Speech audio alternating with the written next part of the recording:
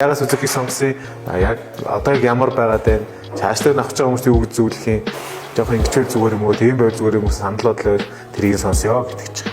Би одоо анх ягаас Suzuki Jimny сонирхсон гэвэл манай компани дээр анх Suzuki Samurai гэдэг дээрийнхэн загвар явж ирсэн. Маш одоо юм туулах чадвар сайтай, эвдрэл багтай, маш сайн тийм машин. Тэгээд тэнийг харчаад энэ 3 алгатай Suzuki Jimny-г өмнөх 3 дахь үеийг нь аваад нэг хэсэг унсан. Тэгээд байжсэн чи яг энэ шинэ 3 алгатай чинь 19 онд. Тий.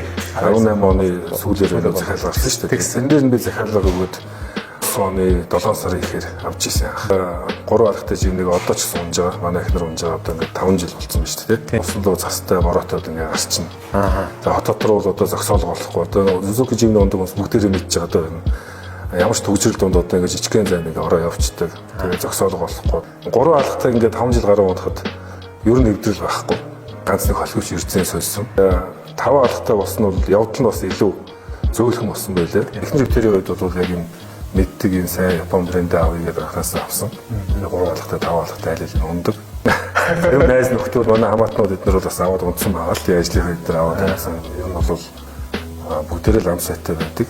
За яг хуу одоо шинэ машинууд гарч ийн. Гэхдээ зах зээл дээр энэ одоо туршигдаад бүх юм нэгээ сайжруулах бас хугацаа орох байх л та. Jimny-г хувьд бол энэ ч одоо 40 жил болж байгаа зүйл байх тийм шүү дээ.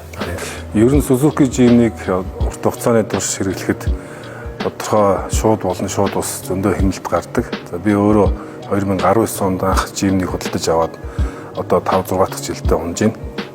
Тэгээ энэ хугацаанд одоо шууд хэмнэлт нь юу хүлээд байгаа юм бэ гэхээр засвар үйлчилгээ, бензин тусан дээр бол шууд хэмнэлтүүд гардаг.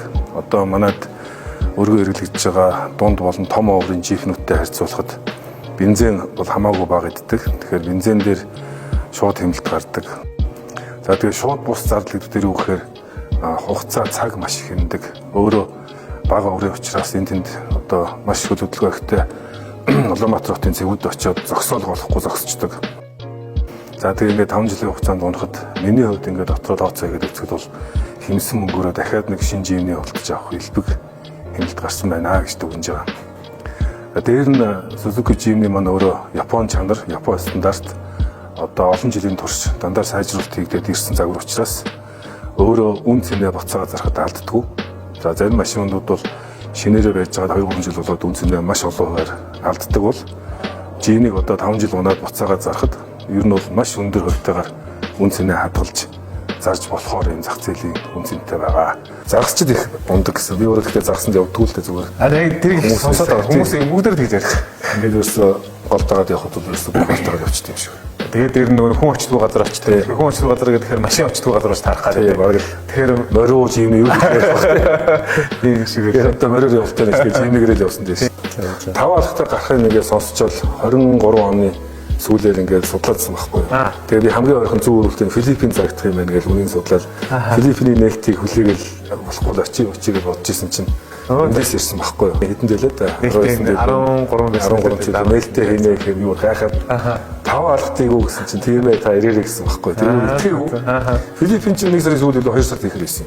Тийм баг. Тэрнээс өмнө нээлттэй Азад хамгийн түрүүнд. Тэгээ өмнө үед бол маш боломж юм. Филиппин ч бас үнэтэй зарт юм л шүү дээ. Манайх чинь ингээд 2 удаа Азтай хамгийн өндөр өсөлттэй нөгөө борлуулалт хийсэн гэдгээр олдуур авсан. Хамгийн түрүүнд танилцуулсан. Тэр бол сюрприз байсан шүү.